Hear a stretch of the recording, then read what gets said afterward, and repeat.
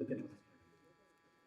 ముందుగా ఇక్కడ వచ్చేసిన మీడియా వాళ్ళకైతే పర్సనల్గా చాలా చాలా థ్యాంక్స్.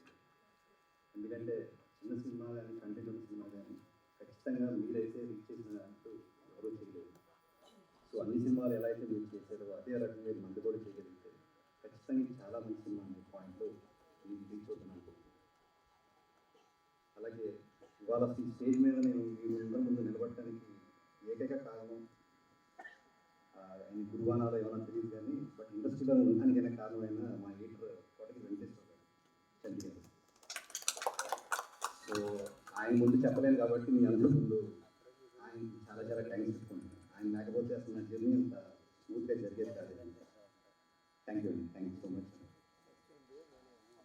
నెక్స్ట్ పెద్దలు సత్యనారాయణ గారు సార్, మీ చిన్నప్పుడు చూసిన కొండపల్లి రాజేస్తున్నారు చాలా చాలా ఇష్టం. మీరు చూడగానే గుర్తొచ్చాను. అశోక్ కుమార్ గారు మేడం సార్, అశోక్ కుమార్ గారు సారీ, మీరు మిమ్మల్ని యాక్చువల్లీ సినిమా చూసే రోజుల్లో ఈశ్వర్ సినిమా చూసినప్పుడు థియేటర్లో నిజంగా భయపడ్డారు. అప్పుడు మీరు ఎవరో నాకు తెలియదు. తర్వాత ఇండస్ట్రీకి వచ్చాక అశోక్ కుమార్ గారు ఫలానా అని తెలిసింది. బట్ థియేటర్లో అయితే నిజంగా భయపడిన విషయం మన ఛాంబర్కి వచ్చాడు మళ్ళీ గుర్తు చేస్తున్నాను. థ్యాంక్ యూ సార్, మీరు వీలు చూసుకొని వచ్చినందుకు రియల్లీ థ్యాంక్ యూ. అలాగే దాము గారితో నా జర్నీ చిన్నదైనా కూడా అది ఇట్స్ మెమరబుల్ జర్నీ. నేను కలిసిన అతి కొంతమంది మంచి వ్యక్తుల్లో ఖచ్చితంగా దాము గారు. జస్ట్ నాకు ఏదైనా సమస్య అంటే ఏ రోజు అప్రోచ్ అవ్వలేదు కానీ బట్ నాకు గట్ ఫీలింగ్ ఏంటంటే నాకు ఇండస్ట్రీలో ఏదైనా ప్రాబ్లం వచ్చిందంటే ఒక ఫోన్ కాల్ దూరంలో దాము గారు నాకు ఉన్నారు అని ఎప్పుడూ భరోసాగా పెరిగాను. సో అంత మంచి వ్యక్తి, నన్ను ఎంకరేజ్ చేసిన వ్యక్తి. ఇక ఆయన నన్ను ఎన్నిసార్లు తిట్టారో కూడా నాకు అంత ఆనందంగా ఉంది ఆయన కూడా. సో ఆయనతో జర్నీస్ ఎప్పటికీ మర్చిపోలేను. ఇవాళ ఆయనతో స్టేజ్ షేర్ చేసుకున్నందుకు నిజంగా చాలా చాలా హ్యాపీ ఉంది. సీరియస్లీ మీరు ఇవాళ అంత ఓపెన్ చేసి వచ్చినందుకు thank you so much. Next ఈ సినిమా వరకు వస్తే ఫస్ట్ పాయింట్ మాట్లాడడానికి బేసిక్గా ఏ సినిమా అయినా ఒక చిన్న పాయింట్ దగ్గర మొదలవుతుంది. సో ఈ ఆలోచన పరంగా ఆలోచిస్తున్నప్పుడు నా చిన్నప్పటి నుంచి మా నాన్నమ్మ పల్లెటూరులో, మా తాతయ్య మా నాన్న పల్లెటూరులో ఉంటారు. నేను చిన్నప్పుడు ఉన్నప్పుడు మా నాన్నమ్మ సరదాగా మా తాతయ్యని ఎందుకు వెళ్ళి ఎక్కడ అమ్మాకి వస్తుంది అని చెప్పి కంటిన్యూగా మా నాన్నమ్మ మా తాతయ్యని అడుగుతూ ఉంది. మా తాతయ్య ఏదో క్యాజువల్గా అదే ఏం చేస్తాం అన్నట్టు ఆయన తప్పించుకున్నారు. ఓ రోజు మా తాతయ్యని సీరియస్గా అడిగారు, ఎందుకు నాన్నమ్మ అడుగుతున్నప్పుడు సమాధానం చెప్పాలి కదా అదే అంటే, ఏం చేయమంటావురా వ్యవసాయం కలిసి రానప్పుడు అని చెప్పి మా తాతయ్య మా చిన్నతనం నుంచి అదే మాట చెప్తూ వచ్చి అది నాకు మా మనసులో బలమైన ముద్ర పడిపోగానే అక్కడ కూర్చున్న నా రైటర్ యాక్చువల్లీ పవన్, ప్లీజ్ అతను మొహమాటం రాలేకపోయాడు. సో ఫస్ట్ నా రైటర్ పవన్ గారు షేర్ చేస్తున్నాను. సో షేర్ చేస్తున్నానే అతను కూడా చాలా ఎక్సైట్ అవ్వగానే వెంటనే నా సొంత ఫ్రెండ్, నా బ్రదర్, అది ఎలా రిప్రజెంట్ చేసి తెలియదు కానీ మా అరవింద్. సో అరవింద్తో వెళ్ళి ఇలా ఐడియా అనుకున్నాను. అరవింద్ ఇలా మనం ఏంటంటే ఆయన చాలా ఎక్సైటెడ్. సో వ్యవసాయ భూముల్ని మనం ఎందుకు అమ్ముతున్నాము అంటే ఖచ్చితంగా చేసే విధానం మారాలి అనే కాన్సెప్ట్ అక్కడ నుంచి పుట్టుకొచ్చు. సో దీనికి నేను నిజంగా మనస్ఫూర్తిగా నా నాన్నమ్మకి చాలా చాలా థ్యాంక్స్ చెప్పుకుంటాను. ఆమెకి ఆల్మోస్ట్ ఇవాళ 85 years. ఆమె చెప్పిన అర్థం తెలియదు కానీ బట్ సీరియస్లీ మా నాన్నమ్మ ఆ రోజు నాతో చెప్పిన మాటలు కానీ ఇవన్నీ నాలో బలమైన ముద్ర పడిపోయింది. నేను కూడా ఒక రైతు బిడ్డని. ఇక్కడ మీరు చాలా మంది కూడా రైతు బిడ్డలు ఉంటారు. సో ఖచ్చితంగా పొలం అనేది ఎందుకు అమ్మాల్సి వస్తుందంటే చేసే విధానం మారాలి అనే పాయింట్లో నేను తీసుకున్న సబ్జెక్ట్ని సో నేను నా రైటర్ కలిసి మొత్తం వర్కౌట్ చేసుకొని డిస్కషన్ చేస్తూ దాన్ని డెవలప్ చేస్తూ సో ఎన్నిసార్లు తిట్టుకున్నా కొట్టుకున్నా ఫైనల్గా ఒక మంచి ప్రోడక్ట్ బయటికి తీసుకురావాలి అని చెప్పుకుంటూ దీన్ని రెడీ చేస్తాను. సో సీరియస్లీ వీళ్ళ కాంట్రిబ్యూషన్ కూడా ఖచ్చితంగా నేను ఇక్కడ గుర్తు చేసుకుంటున్నాను. అట్ ద సేమ్ టైం నా ప్రొడ్యూసర్ అరవింద్ అయితే life long is a good friend of mind. అలాగే ఈజ్ ఆల్సో ఫీలింగ్ అయితే సో ఖచ్చితంగా మా జర్నీ ఫర్దర్గా ఇలాగే జరగాలి. ఒకసారి మా గురువు గారు హరిశంకర్ గారు కూడా ఇదే మాట అన్నారు, మీరు ఎప్పుడు ఇద్దరు ఇలాగే ఉండాలి బలరామకృష్ణ లాగా అని. సో అది నిజం అవ్వాలని మనస్ఫూర్తిగా కోరుతుంది. ఇంకా ఫైనల్గా ఒక ఫైనల్ మా మాట మా నాన్నమ్మకి అయితే ఖచ్చితంగా థ్యాంక్స్ చెప్పుకున్నాను మీ అందరి ముందు. Thank you. నెక్స్ట్ ఈ సినిమాలో చాలామంది కొన్ని ఇబ్బందులు పడ్డాం, ఇవన్నీ ఓకే అండి. కానీ ఈ సినిమా చాలా చాలా గొప్ప నాకు టెక్నీషియన్స్ ఇచ్చింది. ఫస్ట్ టెక్నీషియన్ వచ్చేసి నేను చండీగఢ్ గురించి చెప్పాను, గొప్పని గారు కానీ ఆయన చాలా టాప్ ఎయిటర్, ఆయన గురుగారు. నెక్స్ట్ వచ్చేసి మా డిఓపి రవికుమార్. ఈ రవికుమార్ అనే అతను నాకు ఆల్మోస్ట్ ఒక 10 years మారుతి గారి దగ్గర నేను వర్క్ చేస్తున్నప్పుడు ఆయన కూడా అక్కడ ఉండేవారు. So he's given excellent work for the film అండి. నిజంగా మీరు విజువల్స్ చూస్తే ఖచ్చితంగా రవి అనేవాడిని వాళ్ళ యాక్చువల్ అతను షూట్లో రాలేకపోయాడు. ఖచ్చితంగా is a good friend of mind, చాలా చాలా బాగా చేశాడు. Next music Prakash. సో ఈ ప్రకాష్ అనేవాడిని నేను కలిసి మనం డిస్కస్ చేస్తే సో ఇప్పుడు మీరు ఏదైతే విన్నారో టీజర్లో ఉన్న పాట, ఆ పాట ఏంటంటే ఆ పాట పుట్టుకొచ్చింది మట్టిలో నుంచి పుట్టుకొచ్చిన పాట. వీళ్ళ అమ్మగారు పనిచేస్తూ ఆ పాట పాడుతున్న పాట. సో అదొక జానపద గీతం లాగా దాన్ని తీసుకొని మనం తీసుకున్నాం. సో ప్రకాష్ ఇలా నాకు కంటెస్ట్ కావాలి, నేను అరవింద్ కలిసి ప్రకాష్ కూర్చుంటే సార్ మా అమ్మగారు పాడే పాట ఉంది, సో ఖచ్చితంగా మీరు వినండి అనగానే అది వినంగానే హాంట్ చేయడం స్టార్ట్ చేసి, సో అక్కడ నుంచి పుట్టుకొచ్చిన పాట నిజంగా మీ అమ్మగారికి కూడా చాలా చాలా థ్యాంక్స్ చెప్పుకోవాలి ఈ విషయంలో. అలాగే ప్రకాష్ అంతే గొప్పగా పనిచేసాడు నాకు.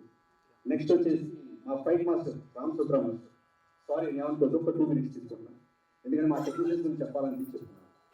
ఇంక ఈ రామ్ సుబ్రా మాస్టర్ అయితే seriously is a great friend of mind. నిజంగా నాకు ఆయన ఇచ్చిన సపోర్ట్ అయితే నేను లైఫ్లో మర్చిపోలేను. సో ఖచ్చితంగా రామ్ సుబ్రా మాస్టర్తో నా అసోసియేషన్ ఖచ్చితంగా కంటిన్యూ అవుతుంది బలంగా. ఏదైనా అందరూ ముందు చెప్తాను. నెక్స్ట్ వచ్చేసి మా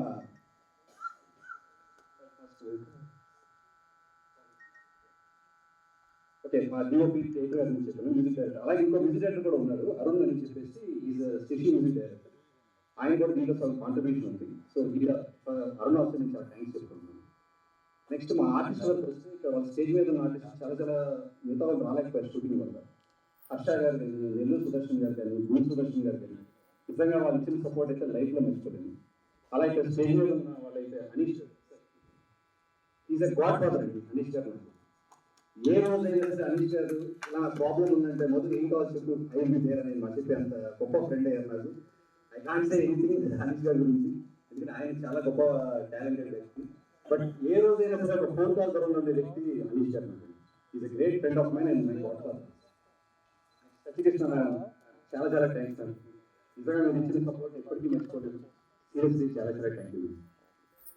అండ్ పాయల్ యాక్చువల్లీ తను చెప్పినట్టే మేము కలిసినప్పుడు తనకు అంత తెలుగు వచ్చేది. సో బట్ తనతో సీరియస్గా కూర్చొని డిస్కస్ చేస్తుంటే అంతే కంఫర్టబుల్గా తన ఎక్స్ప్రెషన్స్ ఇస్తూ ఆ తెలుగు పదాలు కూడా నేర్చుకుని తన సొంత తెలుగుని తనే చెప్పుకుని అంత గొప్పగా సపోర్ట్ చేసిన పాయల్. నిజంగా seriously thank you Payal, but అనే great job. Thank you so much. And ఒక ఫైనల్గా మా హీరో గారి గురించి చెప్పాలి. యాక్చువల్లీ హీరో గారి గురించి ఫైనల్గా ఎందుకు చెప్తున్నాను అంటే, ఫస్ట్ టైం డైరెక్టర్కి ఎప్పుడైనా సరే ఒక హీరో నమ్మడం అనేది చాలా గొప్ప విషయం. ప్రతి డైరెక్టర్కి ఫస్ట్ హీరో చాలా గొప్పది. అసలు ఎంత గొప్పవాడు అంటే సంథింగ్ ఎక్కడో నాకు స్టైల్లో ఉంటాడు మన త్రిగుడు. ఎందుకంటే త్రిగుడు ఎందుకు నాకు స్టైల్లో ఉంటాడనే పాయింట్లో కూడా చెప్పాల్సి వస్తే, ఆయన నేను ఫస్ట్ రోజు కలిసిన రోజు ఆల్మోస్ట్ ఒక 5-6 years జరిగింది. 5-6 yearsలో ఫస్ట్ రోజు ఏం జరిగిందో ఇవాళ మా ఇద్దరి మధ్య అదే జరుగుతుంది. జస్ట్ ఒక ఫోన్ చేసేసారు, ఎవరు ఫోన్ ఎత్తారు లేదని తెలియదు కానీ ఫస్ట్ నా ఫోన్ ఖచ్చితంగా విత్ నో టైం 2 weeks ఎత్తే ఫోన్ నా త్రిగుడు. సో అది ఎలా అనేది చెప్పాలంటే ఇది గ్రేట్ ఫ్రెండ్ ఆఫ్ మైన్. అది షూటింగ్లో ఇచ్చిన సపోర్ట్ కానీ ఎట్ ఎనీ టైం ఏదైనా కాల్ షీట్ అడ్జస్ట్ అవ్వకపోతే కూడా కావాలంటే అప్పుడు ఒక ఎక్స్టెన్షన్ చేయటం కానీ seriously frankly speaking very very happy. ఇంకెక్కువ మనం సక్సెస్ మీట్లో మీరు చెప్పండి, మాకు చాలా థ్యాంక్స్. సో సారీ, ఎందుకంటే నేను పడిన పేకి వాళ్ళ అవుట్పుట్ చూస్తున్నా చెప్పాల్సి వస్తుంది, ఎందుకంటే వాళ్ళు ఇచ్చే సపోర్ట్ ఇవ్వకపోతే కనుక ఇంత అవుట్పుట్ వచ్చేది కాదు. సో ఇలా అందరికీ చెప్తూ ఫైనల్గా మా బాబ్జీ గారికి ఒక మాట చెప్పాలి. నిజంగా కంప్లీట్గా మా బాబ్జీ గారు ఆ రోజున మాకు ఒక ఋతులాగా కనిపించారు. అది ఎందుకు అంటే ఆయన ఫైనల్ అయిపోతున్నా సీరియస్ అండి. బాబ్జీ గారు చాలా చాలా మంచి మనిషి. నేను వెళ్ళి సినిమా చూపించగానే ఆయన ముందుకు రావడం, చాలా సపోర్ట్ ఇవ్వడం. సో ఆ బాబ్జీ గారికి definitely life long thanks sir. Thank you so much sir. So ఫైనల్గా మూవీ గురించి ఒకే ఒక్క మాటతో క్లోజ్ చేస్తాను. ఇప్పుడు మీరు చూసిందంతా ఒక సీరియస్ కంటెంట్లో ఉందని మీరు డెఫినెట్లీ ఫీల్ అవుతారు. కానీ మేము చెప్పాల్సింది మా బిజినెస్ చెప్పినట్టు, అరవింద్ చెప్పినట్టు కేవలం పల్స్లోకే మేము చెప్పాను. దీంట్లో మీకు ఒక చిన్న ప్రామిస్ నేను చేయగలిగింది ఏంటంటే, సినిమా మొదలైనప్పటి నుంచి ఎండ్ కార్డు పడేంత వరకు మీ మొహంలో చిరునవ్వు అయితే ఎక్కడికి పోతుంది. ఖచ్చితంగా కొన్ని సినిమాలు మనల్ని ఆనందింప చేస్తాయి, కొన్ని సినిమాలు ఆలోచింప చేస్తాయి. ఈ సినిమా ఖచ్చితంగా రెండు చేస్తాయని మీకు బలంగా నేను చెప్పగలుగుతాను. సో ఇక్కడ మేము ప్రామిస్ అనుకోండి, డెఫినెట్లీ ఈ సినిమా మీకు అంత మనసులో ఖచ్చితంగా హత్తుకుంటుంది. ఎక్కడ కూడా మీకు బాగోయే ఫీలింగ్ ఎక్కడా కలగదు.